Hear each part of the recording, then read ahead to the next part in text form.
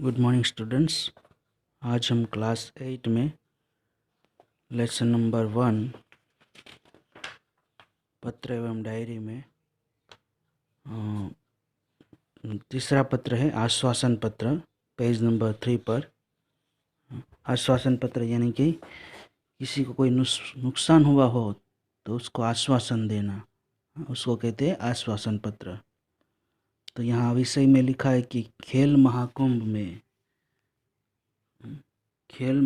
में असफल यानी कि अच्छा प्रदर्शन नहीं करने पर सखी को आश्वासन पत्र यानी कि मित्र को आश्वासन पत्र।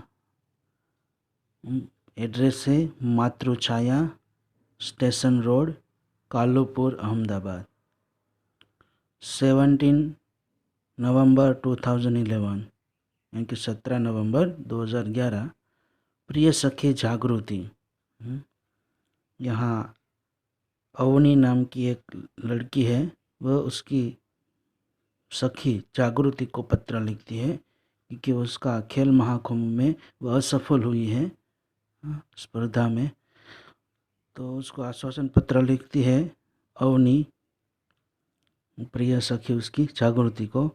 सप्रेम स्मृति यानी कि प्रेम के साथ स्मृति। आज तुम्हारे पिताजी से फोन पर पता चला कि तुम खेल महाकुंभ में चक्र फेंक प्रतियोगिता में असफल रही हो। आज तुम्हारे पिताजी से फोन द्वारा पता चला कि तुम खेल महाकुंभ में चक्र फेंक, यहाँ उन्हें कहती है कि चक्र फेंक प्रतियोगिता में असफल रही हो तुम, ऐसा तुम्हारे पिताजी से फोन पर बात करते हुए मुझे पता चला। इस समाचार से मुझे बहुत दुख हुआ। ये मुझे तुम्हारे पिताजी ने समाचार दिया तो मुझे बहुत दुख हुआ कि तुम्हारा इस प्रतियोगिता में प्रदर्शन अच्छा नहीं रहा, कि तुम्हारा इस कंपटीशन में तुम्हारा परफॉर्मेंस अच्छा नहीं रहा। हमने तुमसे बहुत आशा लगा रखी थी कि तुम जिले में प्रथम आओगी। हमने तुमसे आशा थी कि तुम जिले में प्रथम आओगी, पूरे डिस्ट्रिक्ट में फर्स्ट आओगी, ऐसी हमें आशा थी। प्रिय सखी, खेल में हमेशा जीतना ही महत्वपूर्ण नहीं होता। अवनी कहती है उसकी सखी जागृति को कि प्रिय सखी, खेल में हमेशा जीतना ही इम्पोर्टेंट नहीं होता। अब जो कुछ होने वाला था हो गया। अब जो कुछ होने वाला था वह हो गया, इसीलिए उसका शोक न करना चाहिए, इसलिए उसका दुख न करना चाहिए और इस असफलता से निराश भी न होना चाहिए। और इस असफलता से तुम्हें निराश भी नहीं होना चाहिए, उदास भी नहीं होना चाहिए। असफलता भी सफलता का सोपान है। असफलता से ही हम सफलता की सीढ़ी पर जाते हैं और सफलता का अनुभव हमें मिलता है, उससे ही कुछ सीखने के लिए मिलता है। यहाँ अवनी ऐसा कहती है जागृति को।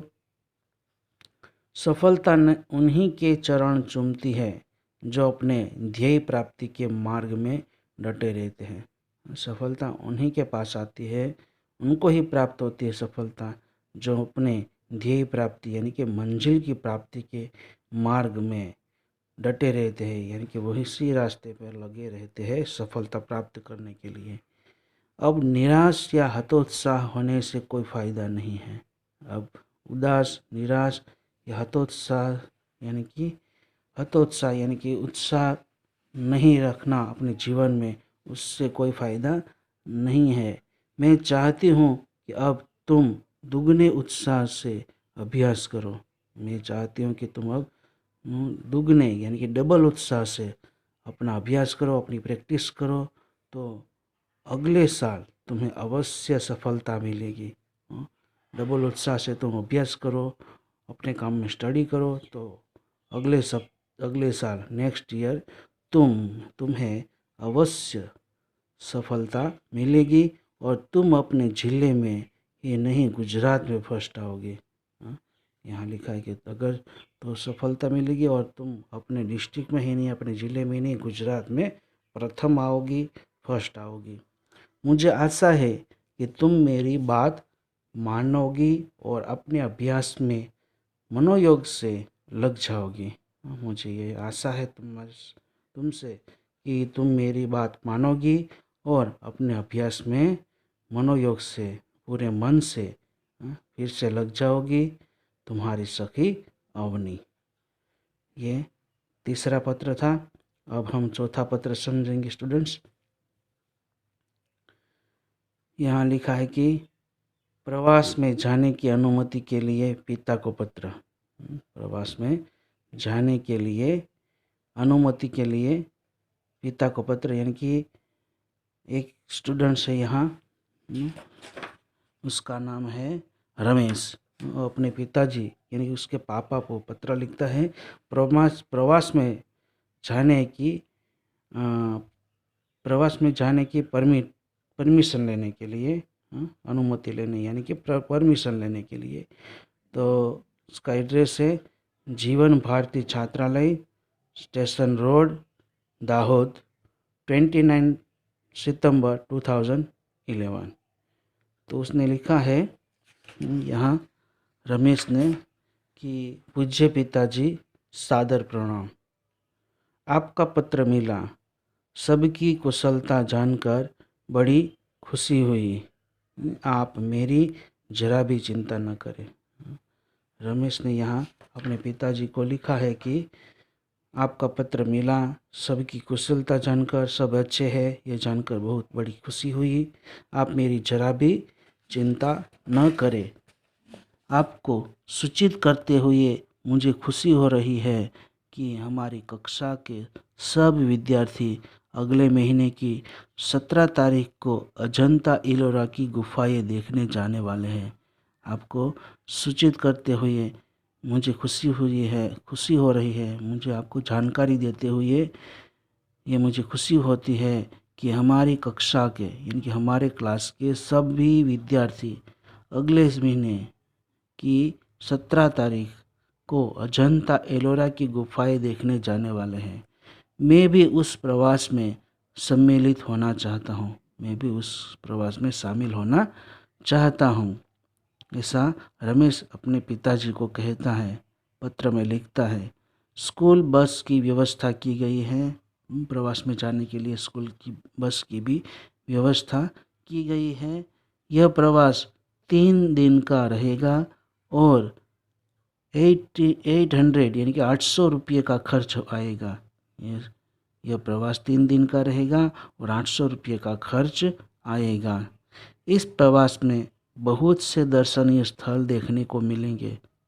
इस प्रवास में बहुत सारे दर्शनीय यानी कि देखने लायक स्थल प्लेस मिलेंगे हमें देखने के लिए। मेरे सभी साथी मनीष, साहिल, श्रेया, जाकिर, वहीदा, गुरमीत और डेविड भी इस प्रवास में जाने वाले हैं। रमेश यहाँ इस पत्र में लिखता है कि ये सभी मेरे फ्रेंड, ये सभी मेरे साथ प्रवास में जाने वाले हैं। मैं भी इस प्रवास में शामिल होना चाहता हूँ। ये मेरे मित्र भी जा रहे हैं प्रवास में, तो मैं भी इस प्रवास में जाना चाहता हूँ। आप पत्र द्वारा इस प्रवास के लिए मुझे अनुमति देने और 800 रुपये मनी ऑर्डर से भेजने की कृपा करें। रमेश अपने पिताजी को यहाँ लिखता है कि आप इस पत्र द्वारा इस प्रवास के लिए मुझे परमिशन दे दो और 800 रुपये 800 रुपीज़ का मनी ऑर्डर भेजने की मुझे कृपा करें। पूजनीय माताजी को सादर प्रणाम। पूजनीय माताजी को सादर प्रणाम। सोनल को प्यार, उसकी छोटी बहन है, उसकी बहन को सोनल को प्यार दिया है। आपका आज्ञाकारी पुत्र रमेश। ठीक है स्टूडेंट्स, ये यहाँ पत्र पूरा होता है। अगला पत्र हम अगले दिन समझेंगे।